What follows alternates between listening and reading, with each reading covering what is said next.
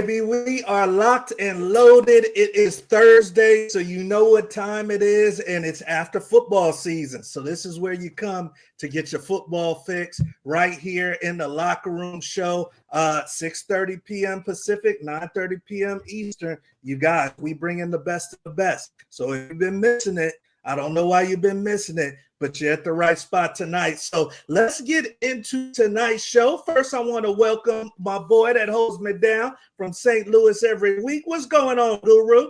Oh, man, I'm chilling, man. I'm chilling. It's going to be another good episode. Good to have Big Chiv on. Man, a lot of good things to talk about. You know, it's always something going on, man. So, no, I'm just proud of my man. Like I said, he out here taking names, kicking ass, taking names. So we going to talk about it.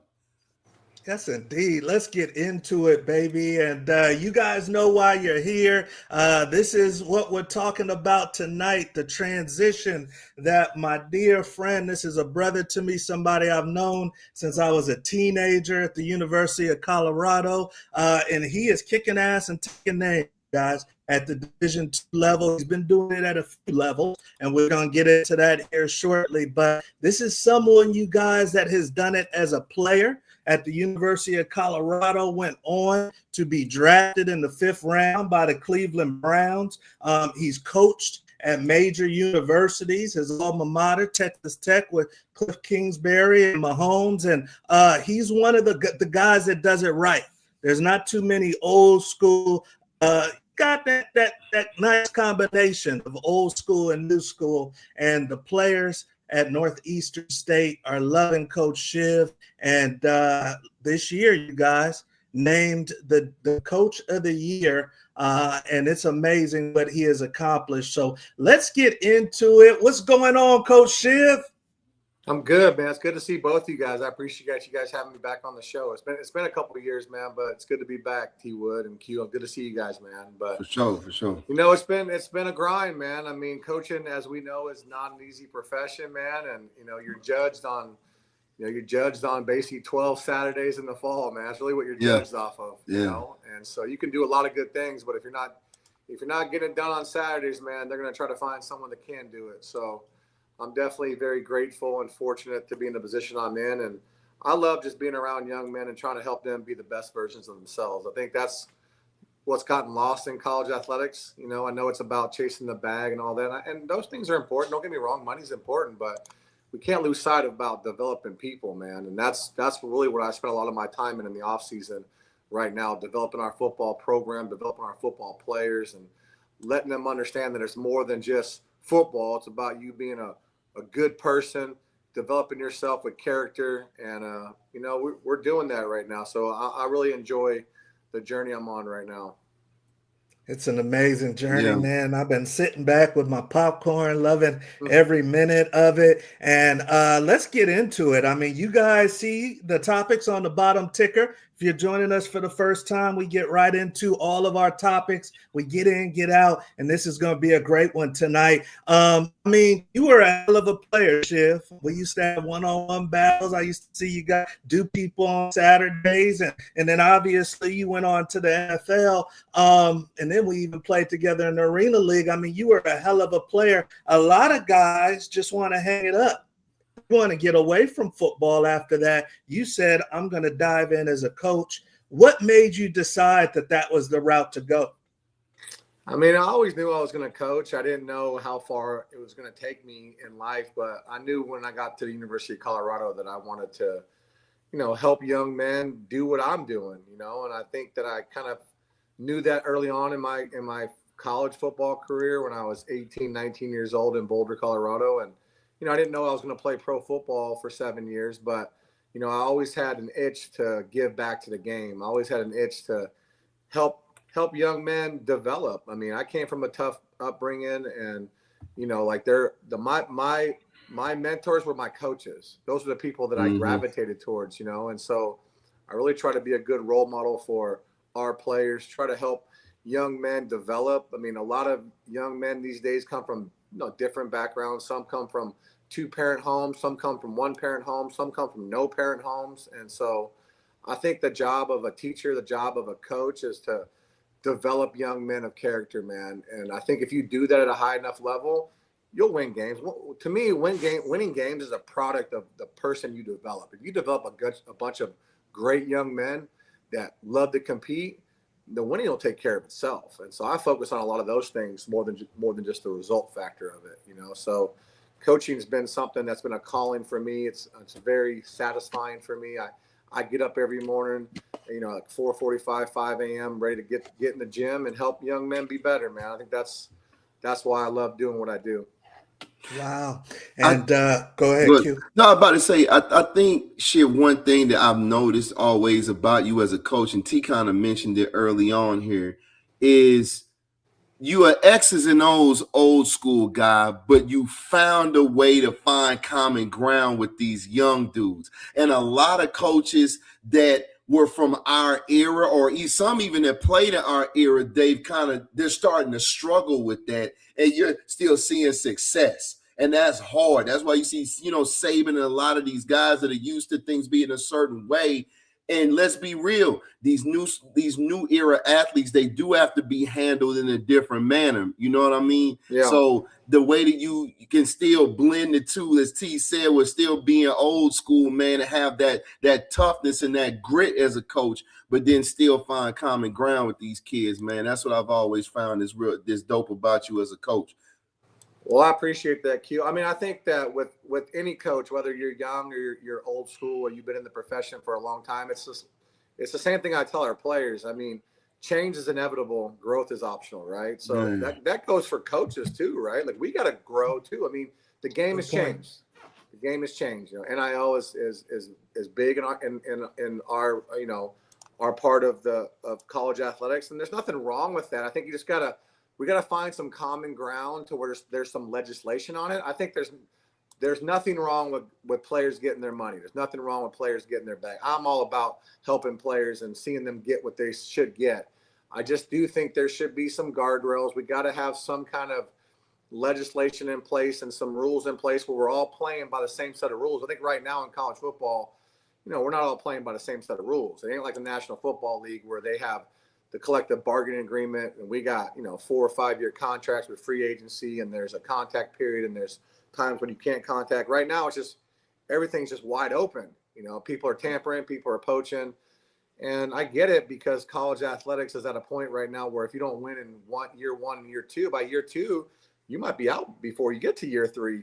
So Literally. I get it, but I also believe that as coaches, we have to evolve too. We have to be willing to grow, and we have to be willing to change, because if we don't, it's going to pass all of us by. And so I still believe at the end of it, no matter if a kid's making $1 million or the kid's making nothing, they all want discipline. They all want structure. They do. And it's our job as coaches to facilitate that structure, to facilitate that discipline, and have something where they can hang on to.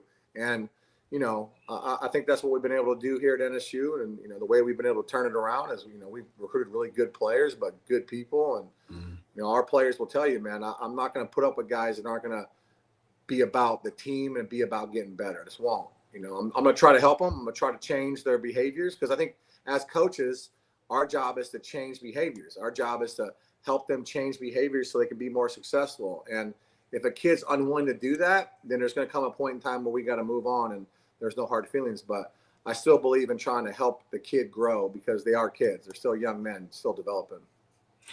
I got one more question for you, Chiv. And I guess this, looking at the success of Indiana, they got it done without breaking the bank, man. Yeah, they did. How do you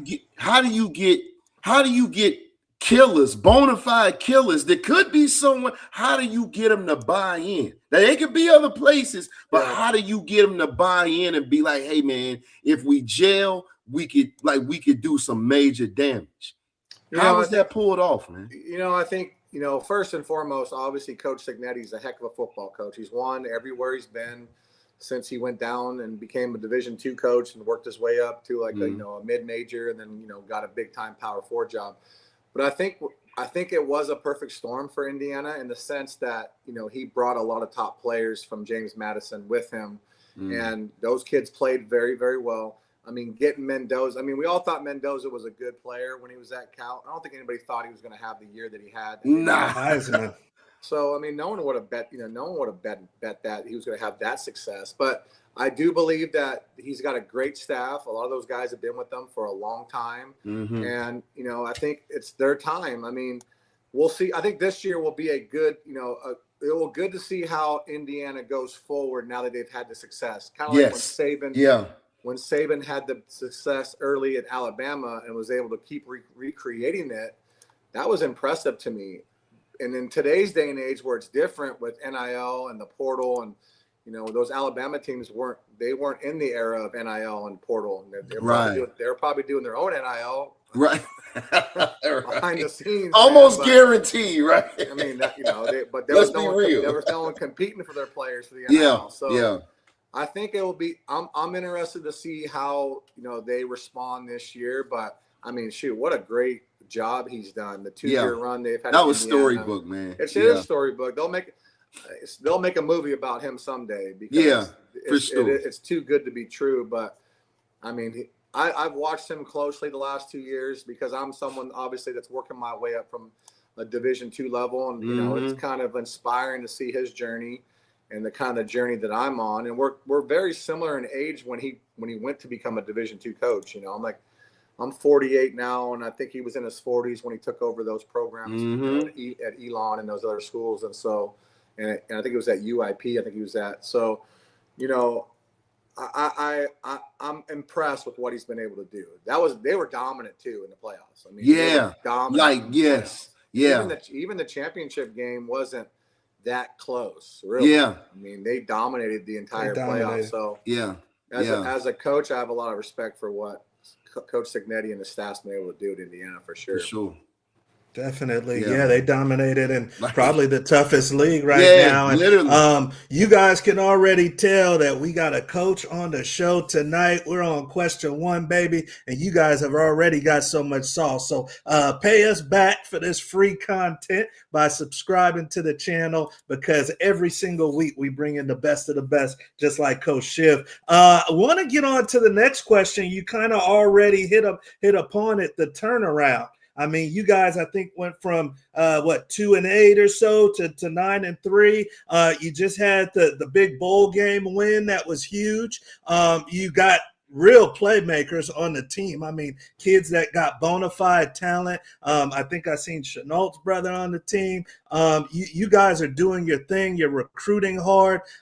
Give me your top 3, Chiv, because we're talking about Signetti, but you've done your own turnaround. Give me your top 2 or 3 things as far as what's necessary for a turnaround. A quick turnaround. I mean, first and foremost, you got to have a great staff of guys around you. It can't just be the head guy that's doing the work. We have a great staff here at NSU. Curtis, my son, is a recruiting coordinator. He's a phenomenal young coach.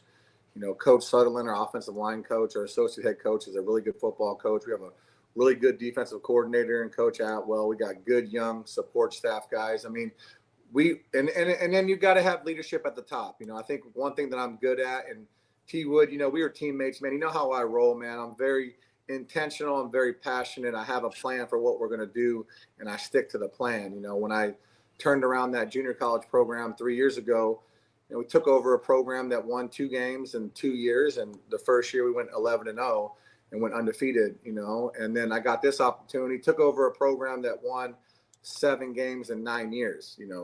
NSU won 7 games in 9 years before I got here. And so this year went 9 last year too. What's crazy about this year though is that we went 9-3 this year, and the one division, we lost to a Division I team in North Alabama. And, they're playing with 63 scholarships. We're playing with 36, a little bit different playing field. But then the 2 D2 losses we lost 2 games by 10 points on the last drive of the game. So we lost the first one on a walk-off field goal when we had a 10-point lead going into the fourth quarter and lost. And then we lost the number 3 team in the nation on the last drive of the game. So we easily could have been 11-1. 11-1, I was about to say, easy. Could have been 11-1, but besides having a great staff, you got to, listen, you got to have talent. Don't let anybody think you don't have to have talent.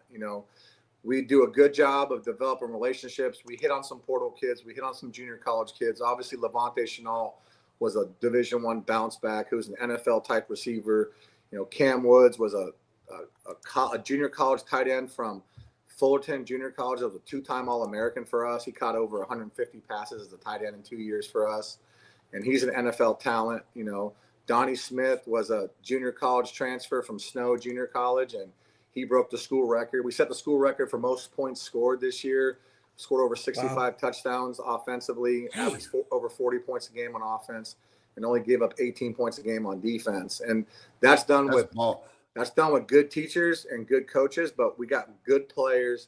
And, you know, we build a culture here, man. People talk about culture, but, you know, our culture is built on what I call grit, man. Our grit is you got to have guts. You've got to be relentless in your effort every single day, intentional about how you come to work, and flat out, you got to be tough. And that's kind of how we embody our grit culture. And so I hold them accountable. I hold the coaches accountable. I coach the coaches like I coach the players.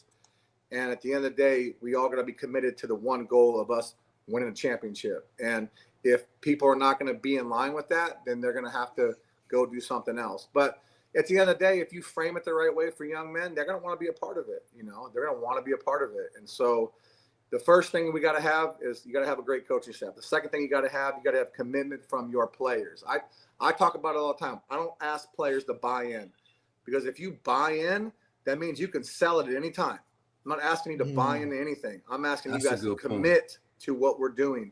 When you're committed to something, you're not going to sell it. You're not going to try to just you know, get out of it when things are getting hard. You're committed to what we're doing. And so, you know, we've done a really good job of recruitment and retention and development, which are the core pieces of the program we've built here. And, you know, at the end of the day, we got to coach them and they got to go play. And so I've been very excited about what we've been able to build.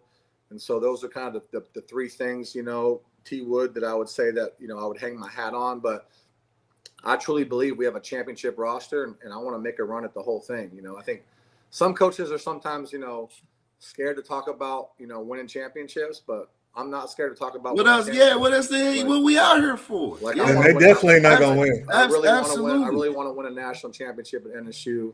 Like, why not us? You know, if Indiana showed you anything, it's possible for anybody.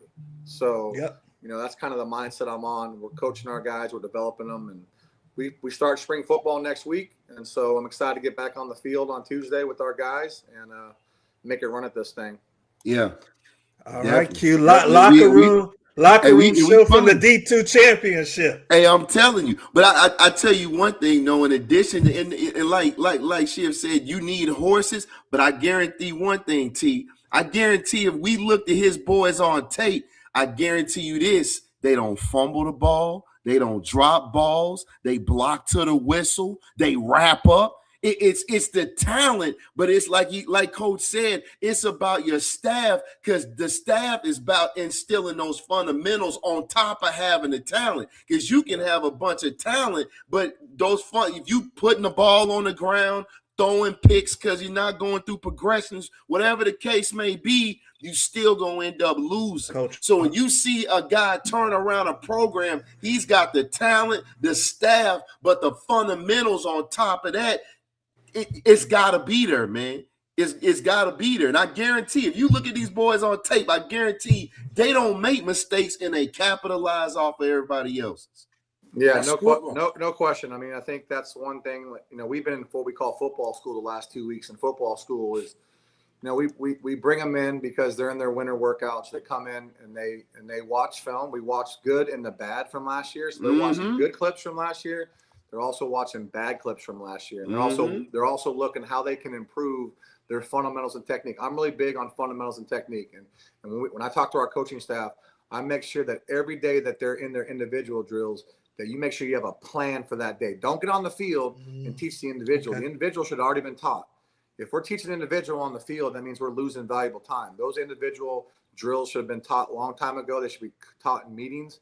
And then when you hit that field, you hit that field running.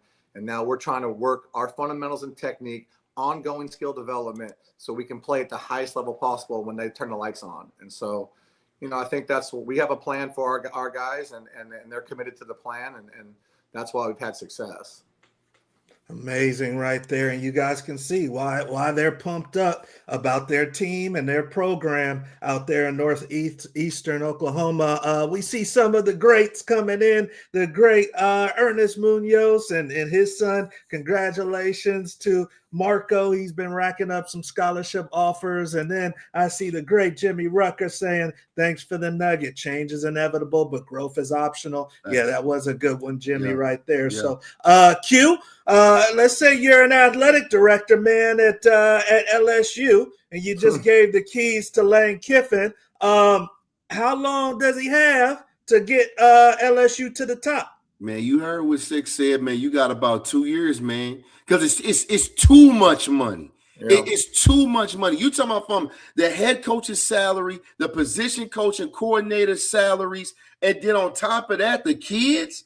Have you all taken a look at? We can talk about later. Have you taken a look at the deal that the starting tailback that the U just got?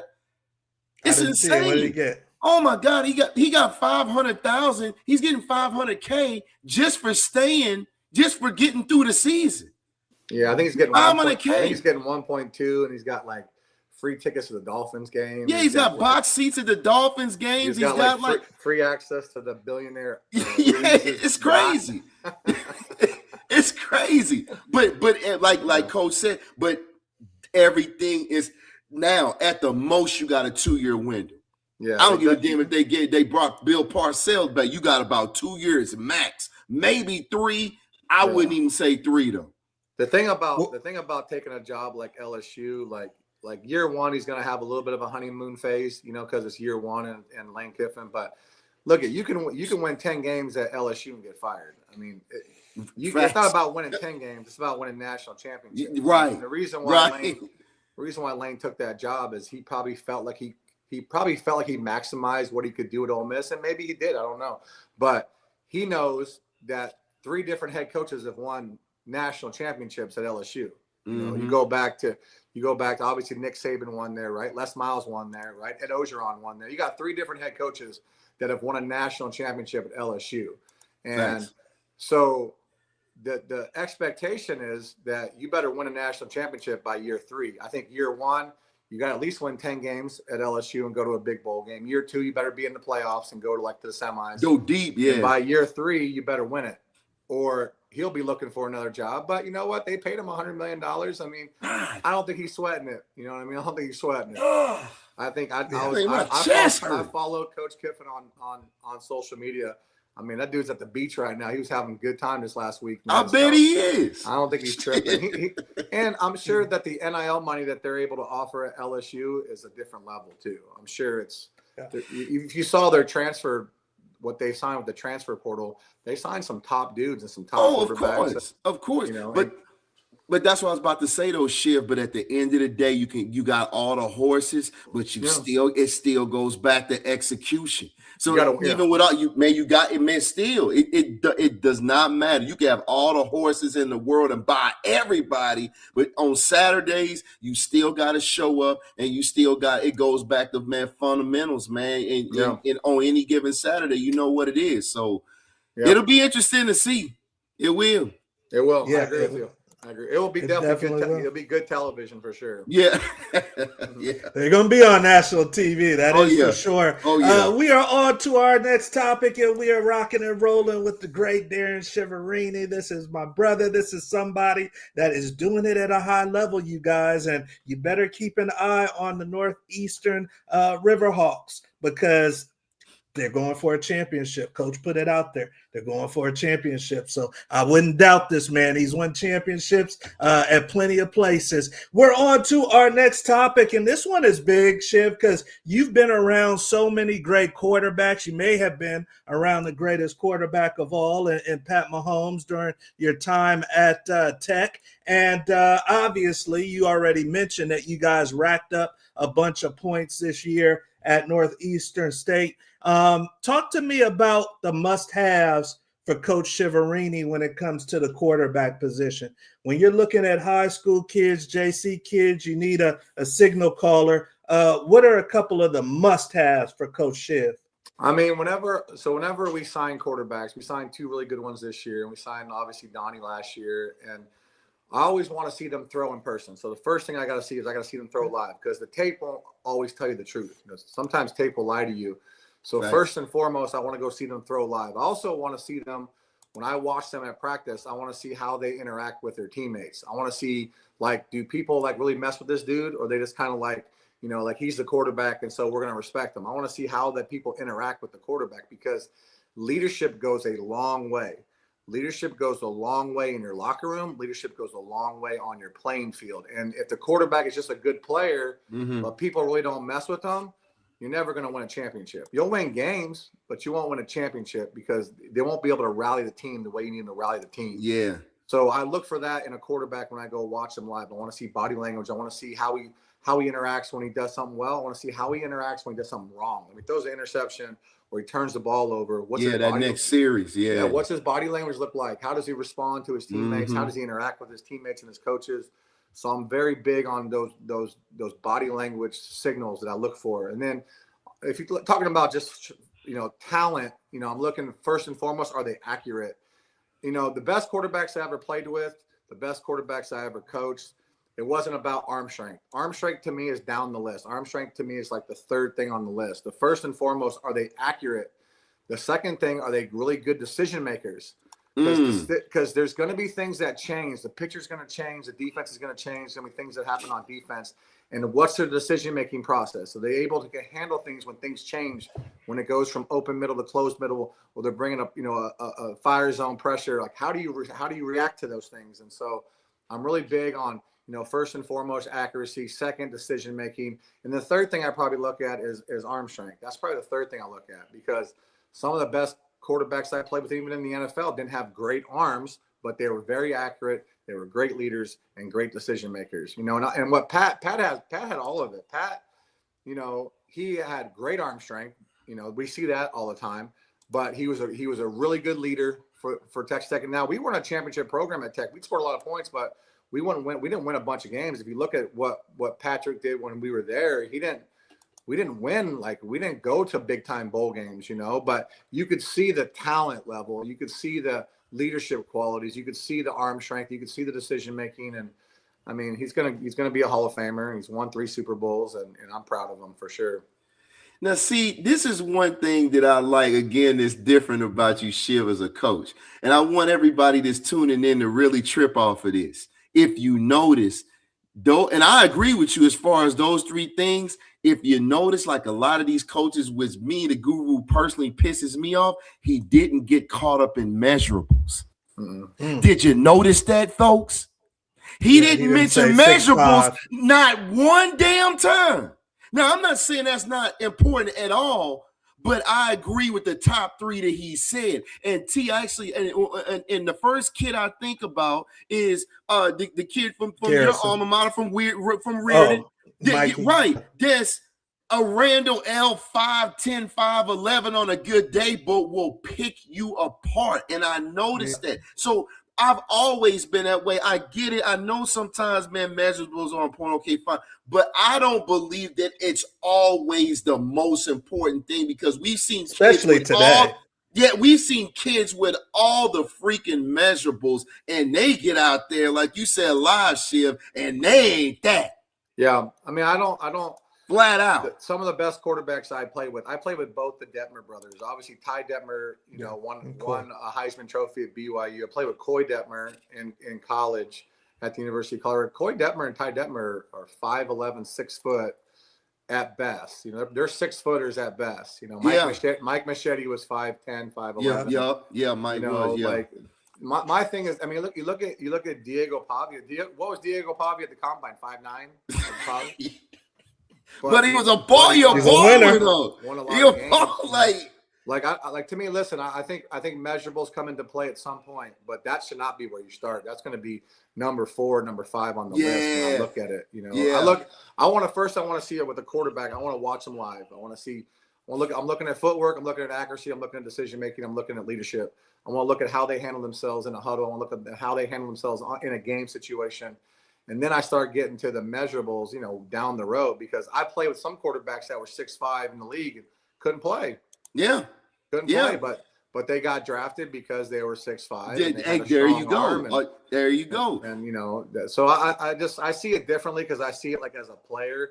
And sometimes when you're in the NFL, you're talking about scouts, and you're talking about national scouts, talking about general managers, and they want to make sure they have the measurables. So if they draft them and they miss, well, they can always defend the fact they were 6'5" and they were 200 pounds. Now, if you draft a 5'11" quarterback and you miss, well, they're going to just eat you up, right? Yeah, I hear you. Yeah, and that's what happens. And that is true. That's what happens at those levels of football. Now, I think that if in the college ranks still, I think if you are a great evaluator of talent, which I believe I am and our staff is, then you got to trust your eye. What does your eyes tell you? What does your eyes tell you? And so I'm a firm believer, man. You got to go watch them live. You got to watch them spin it. You got to watch them, do the things that they do live, and then, go through your evaluation process. And I agree. And one thing I noticed too, just over the years that I've paid attention to, the great quarterbacks that aren't, the 6'4", 6'4", what we call prototypical. And Pat does this naturally. A lot of those guys have the talent. They adjust their release according to the situation to compensate for the lack of measurables. That's what I like to see. That's dope. They got that sidearm flick, or they adjust their release. You know what I'm saying? You saw or Drew just Brees a slight move in the pocket. Drew Brees was masterful of that. He knew when to step up. He knew when to slide in the pocket, and he just adjust his release, and the completion percentage was still there. So that's one thing I love about guys that aren't that 6'4", 6'5" as a quarterback, but they can adjust and still be on target. And they can escape the pocket. There you go. Love to see that. Yeah, no question.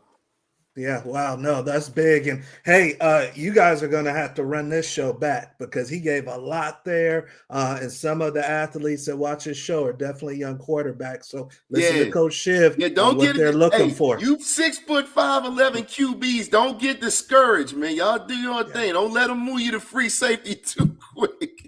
Yeah, definitely. We're on to our next topic, and Q, we'll start off with you on this one, man. We got the camp season coming up, and the 2027s are getting ready to go to camp, and a lot of them are going to try to go to the biggest camp they can go to, and try to get that scholarship and make mom and dad proud. I know Northeastern State's having their camp too. Talk to me, Q. If I got a young running back in Houston, Texas right now, I think he's got some talent. Which camp should my kid go to? Well, you know what? It's so many of them, T. You're going to have to do your homework and be extremely selective, right? We've always said this for years that we, kind of mutually agreed that parents shouldn't go camp crazy. It's one of those things where you need to kind of find where exactly, as far as maybe who has taken interest. If it's somewhere locally, maybe that would be a better move. But I don't ever really agree with, hey, I'm in Oklahoma and we're going out to camps out in out in California and Nevada or what have you. But if there's some significant camps that are notable in your backyard, okay, great. I believe that summers need to be about, man, honing in on your craft and not running around after camps. Because at the end of the day, damn a camp, it's about that film. And it's about that film and what you do during the season. Okay. Yeah. Chiv, I know you guys check out prospects at camps. Some of these kids might want to go to Michigan, Ohio State. What's Coach Chiv's advice for my money? I mean, the first and foremost, you always got to go to your local camps. Like if you're in Texas, make sure you hit the local ones. Here's the thing. There's nothing wrong with going to the big Power 4 camp. There's nothing wrong with that. But very few guys, I'm just telling you right now, very few guys that go to those Division I camps are going to get offered at those Division I camps, because the way it's ran now in Division I college football is they basically have a structure of a general manager. They have all these scouts underneath them. They're basically running it like an NFL front office. And so they kind of know who they want to go after long before they get to camp season. Mm-hmm. They've already offered most of those 27s before they get to camp season. Now, there's nothing wrong with going to the camp. There's nothing wrong with going and getting evaluated. Nothing wrong with going and competing. But I would say this. I would tell any parent that wants to save money and have a realistic chance of getting an offer is definitely look at your Division II, Division III camps and go. And you're going to have a great time. We've had so many kids come through our NSU camp the last couple of years and say, Coach Chev, this is one of the most well-run camps I've been at the last 2 years compared to even Division I schools, because the way it's structured, the way it's detailed, how many reps we're getting, how efficient the camp is run. And so, listen, there's nothing wrong with hitting, like, if you're in Texas, nothing wrong with hitting Texas A&M or University of Texas camp. Nothing wrong with that. But make sure you look at the D2s down there. If you're in Oklahoma, like, nothing wrong with going to OU's camp. Nothing wrong with going to Oklahoma State or Tulsa's camp. But look at your D2s too, because I'm telling you, we offered, I think, 20 guys at our camps last year. We signed 10 guys out of our camps last year. Oh, wow. So we signed like 10 guys that came to camp dope. with us. Yeah. So because that's not going to happen at a big power. No, it's not going to happen at the big. They're not going to sign 10 guys out of camp. They might sign 1 or 2, but they've already invited that guy to come to camp. True. And so, I think it's important for parents to understand, like, if you're in Texas, like, don't fly to Michigan to go to that right camp. Like, right unless you're a Michigan alum and you really just want to go to that camp. I'm trying to be cost efficient for you to try to help you save money and have more fun for your son. So to me, I welcome anybody to come to our camps. We're going to post our camp dates tomorrow.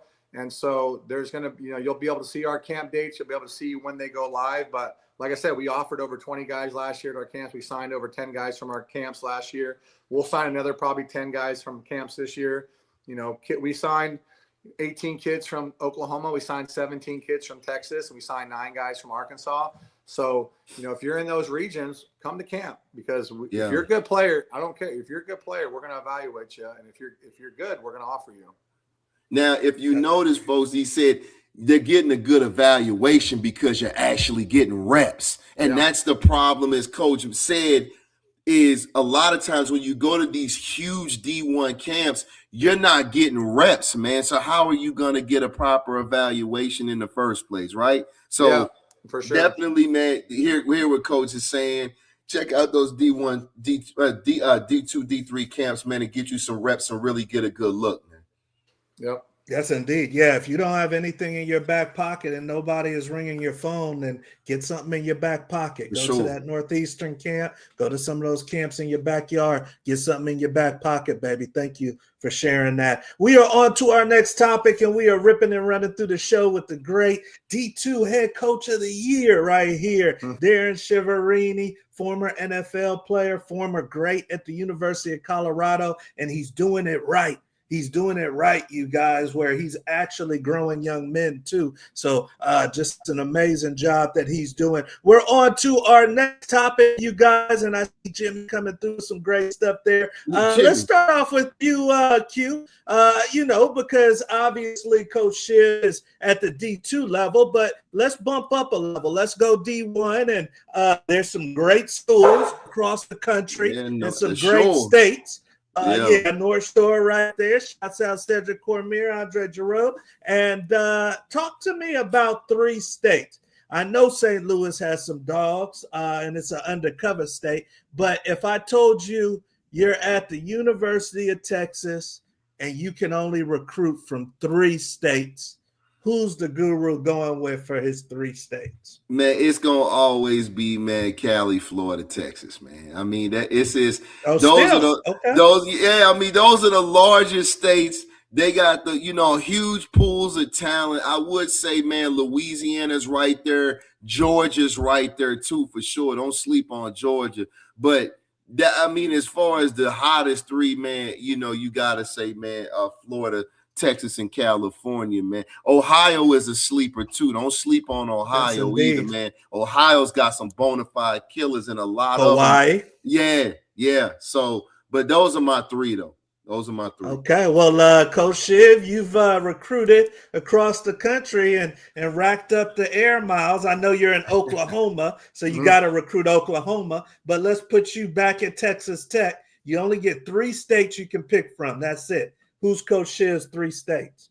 I mean, it depends on where you're located, right? So if I'm in Texas, you got to own Texas. You got to own the Metroplex. Mm-hmm. You got to get down to Houston, that Houston area, obviously. And then you got to hit East Texas. They call it Beast Texas for a reason, because the athletes in East Texas are just different, right? So you definitely got to spend a lot of time in Texas and owning your state if you're a Texas college. You know, California, obviously I'm a California native, or I'm born and raised in California. And so the high school football in California is top notch, right? It compares to Texas. When I was in high school, we played the first ever Texas versus California Shrine game. Yeah. And we beat Texas in that game in year one, you know? And so, you know, California, you got to recruit California, you got to recruit Texas. Now, to me, it's a combination. To me, the third one's a combination of Florida, Georgia, Louisiana. You got to have a combination of Florida, you know, Georgia, and Louisiana, because those three states are going to, you know, per capita, you're going to have a ton of NFL players come out of those areas. And so, yeah, you know, if I had to just pick three, to me, I would say California, Texas, and then Florida would be my three. But you've got to recruit Georgia. Yeah. And you've got to recruit the boot, because the boot's just got different dudes, man.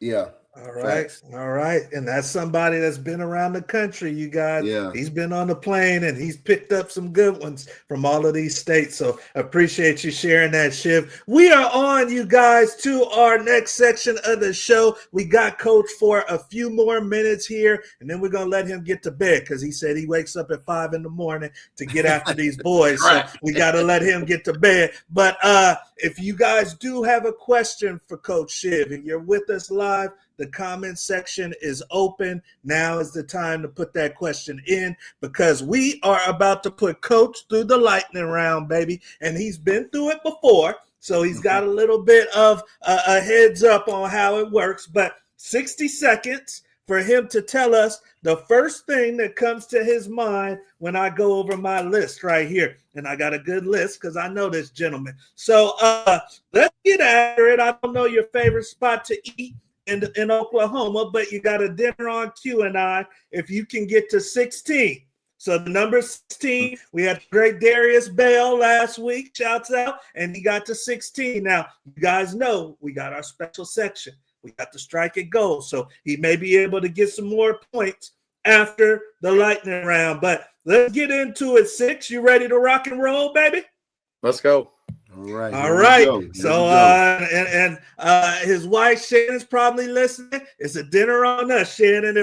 If he can get to 16 or higher. All right. Now he's gonna get one for tech delay. One for tech delay, because we're in a different spot. So 16 or higher. I got him at zeros. Of course, I would never cheat a Buffalo. I want him to win. So let's see what we can do, baby. All right, the lightning round.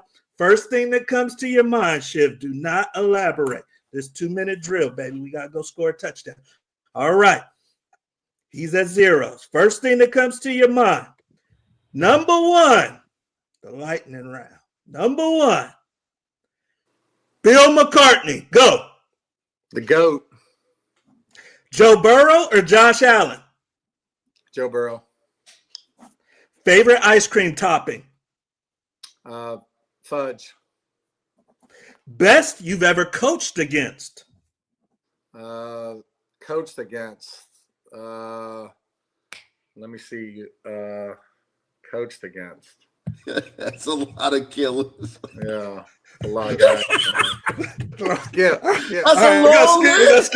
Let's skip. All right. First thing that comes to your mind. Kliff Kingsbury. Dude, genius. Calvin Johnson or Julio Jones? Calvin Johnson. Rick Neuheisel. You know, great college coach. Thriller or comedy? Thriller. Northeastern State football. On the rise. Hawaii or Miami? 5 seconds. Hawaii. Christian Gonzalez. Time. Pro Bowler. Give him that one. Pro Bowler. Pro Bowler. Okay. And the reason why we had Christian on is he actually recruited Christian to the University of Colorado before he went to Oregon out of San Antonio, I believe, right? Yeah, he's from Frisco, Texas. He's from the Colony. I signed him out of the Colony. Okay. Colony. Okay. That's right. Yeah. All right. So let's add them up. Let's add them up. Now, remember, he had to get to 16. He had that one. That was a tough question right there. But he gets another couple points maybe in the next section. So let's add them up. Number one, Bill McCartney. That is the great coach at University of Colorado, won the championship. He says the GOAT. Number two, Joe Burrow or Josh Allen. He says, give me Burrow. Number three, favorite ice cream topping. Coach says, give me the fudge. Number four, best you've ever coached against. We passed it. Number five, Kliff Kingsbury. He coached with him at Texas Tech.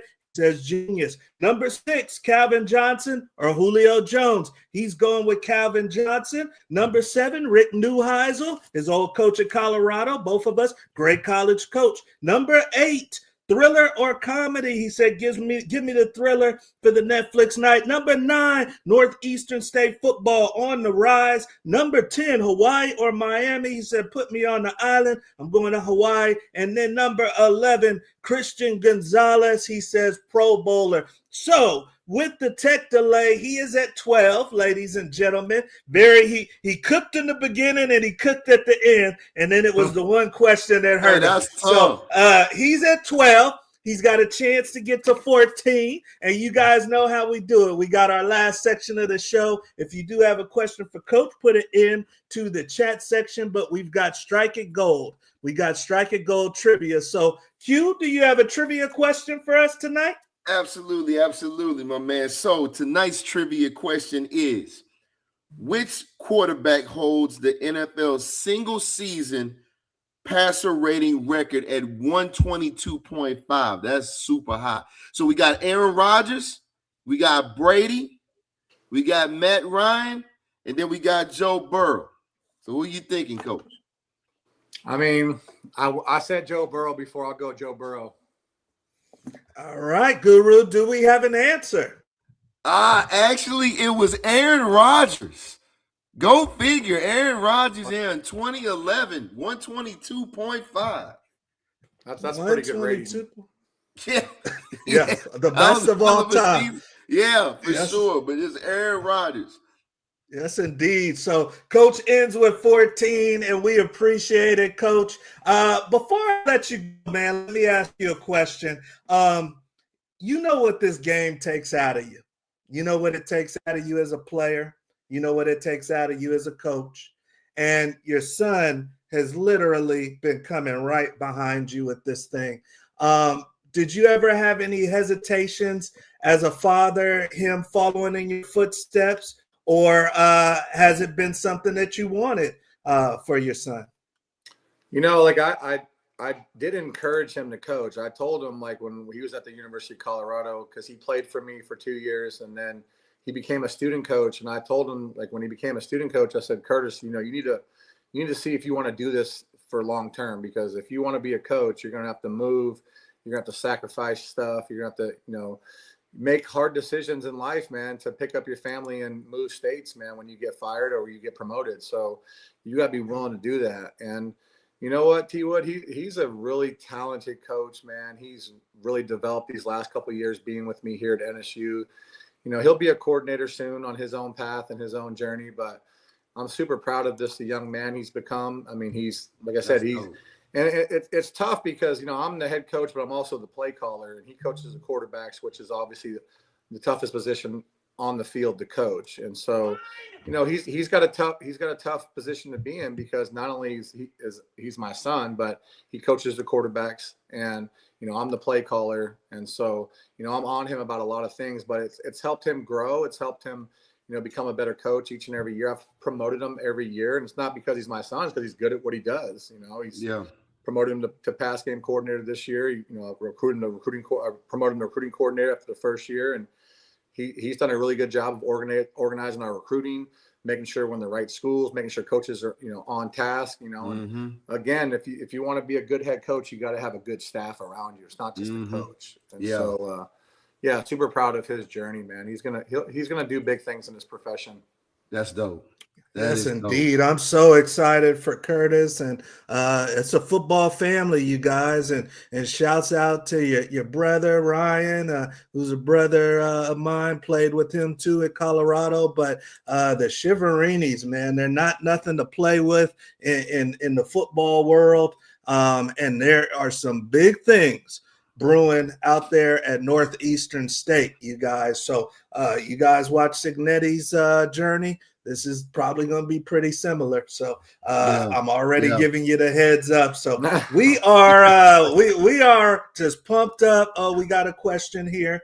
He said, "Why'd you pick Joe Burrow over Jerry?" I see. He said he must have an Allen fan. To me, like I think, like, listen, they're both top quarterbacks, right? To me, like when Joe Burrow is healthy, when he's healthy and he can stay healthy, to me, he's a top three quarterback in the National Football League. Yeah. You know, and I think Josh is an unbelievable player. I mean, he's a tough kid. He runs the ball a bunch. And you know, when I was coaching at Colorado, he was at Wyoming, so I know who Josh was in college. Yeah. So, you know, I don't think you can go wrong with either one of them. But if I had to build a franchise around a quarterback, I'm going to start with Joe Burrow, because Joe Burrow, to me, not only is he very intelligent, he's got great touch on the ball, he's got great accuracy. You know, to me, he is an elite quarterback. He's just got to stay healthy. He hasn't been able to stay healthy the last couple of years, you know. Yeah, but Joe got that swag too, though. Joe's got that swag, because you got to have that trigger, man, where it's like, shit, man, it's a minute 37 on the clock, and we got to drive 82 damn yards, and he's in the huddle talking shit like we about to, and you believe it. Yeah, you gotta have that guy you believe. People follow him, you know. Yeah. You know, I know that LSU team was extremely talented, but I mean, Joe Burrow was just next level that year, man. Yeah, facts. And then he goes to Super Bowl, I think in year 2 in Cincinnati, and then obviously he's had some injuries and some stuff that goes on. But I truly believe he's going to have a bounce back year this year, and you know, I'm rooting for that dude, because he's someone I'd want to play for if I was a wideout. Yeah, you know? He's nice. He's nice, dude. Facts. Chiv, who would you say out of all the quarterbacks that you play with, who would you say was the best leader? Coy Detmer. Yeah. You know, Coy, I played with Michael Vick, and I played with, you know, that's right. Some different NFL quarterbacks like Tim Couch. You know, Tim Couch was a good leader. Mike. The thing about playing with Michael Vick, like Mike was just like, he's just a different cat too, in a sense, like extremely confident, you know, could spin the ball, unbelievable athlete. You know, the players loved to play for Mike, you know. And so Mike had that kind of like, I forgot you play with Mike. Mike had like that quiet confidence about him, you know, you know. And so, you know, he was obviously a legendary quarterback. And I think if he didn't have the hiccup in his, like, you know, off the field stuff, he would have been even more amongst the greats, you know. But he missed 2 years. People don't realize he missed 2 years being off the field. And came back. And came back and still played at a high level, you know. So I think the reason I said Coy, because like Coy just had this innate ability to get everybody to play hard, you know, like and to me, that's what a quarterback's job is on offense. Like, get everybody to play hard. Everybody's committed to the common cause on offense of scoring points and being together. And Coy had that like confidence about him, dude. And he would just say some wild things out there, man. Yeah. I roll with guys like that. Yeah, everybody on 10 now. Yeah. I love it. Well, hey, man, get your rest. Thank you for coming back on the show. And this year, baby, this year is going to be another big year. Before I get off the podcast, I want to give a shout out to my daughter, Kaylee. You know, she's in grad school, but I partnered with my daughter. She's writing a book about, you know, my backstory of my life. But she's also writing the story about, like, I've basically developed over the last like 7 to 8 years of my coaching career, basically developed this, you know, people talk about mental toughness all the time, right? T Wood and Q, people always talk about mental toughness, but they really don't have a way of teaching it and developing it within your organization or within your teams. And so basically this book's going to be about how to develop your high performance mindset, you know, the things that I've done, the exercises that I've used over my career as a player and as a coach. And it can be used in all walks of life. And my daughter's in the process right now. And we also partnered with Bright Ray Publishing, and we're doing this book. And it's really going to be twofold. One about my backstory from high school to college to professional ranks as a player. Yeah. And then my grind as a coach, working my way up from a junior college coach and then to Division I level for 10 years, and now working my way up as a Division II coach. But also how people can develop their own high performance mindset for their life, you know. And I'm excited about this book. I'm excited about this project, and it should be coming out sometime around summer.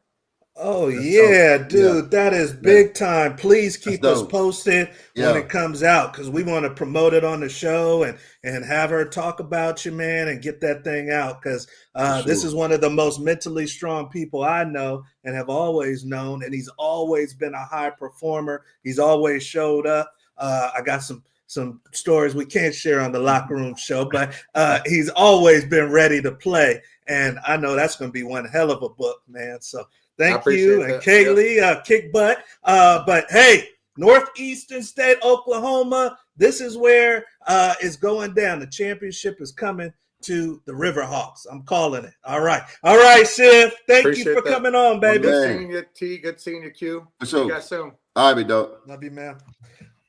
All right, you guys, that is the great Coach Chiv. I mean, Q. Hey, man. You know, I lose track of time when we have certain people on.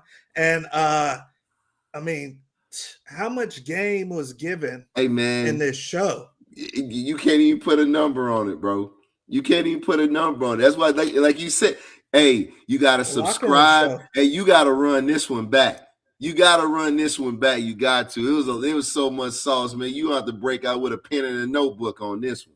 So definitely make sure you subscribe. But yeah, man, this is a great show. Great show, yes, man. Indeed. And Chiv is just a great coach. You don't get a lot of them like that, man. On any level. On any level. D3, D2, D1, it's not a lot of coaches like that, man. It's not a lot of coaches where if you took away the name of the school, would you really be comfortable your son playing for this guy? And Chiv is one of those dudes, man. Yeah. Big Ruck said, Locker Room Show After Dark on Patreon. Yeah, we might have to have a little membership. Yeah. Stories. 1995. After Dark Locker Room stuff. Right. Yeah. Because there are some, Ruck. There are definitely some stories, some things we done seen. But, hey, for you young athletes out there, that's why we wanted to have Coach Chiv on, because he's an open book. And he's going to be open and honest with you guys.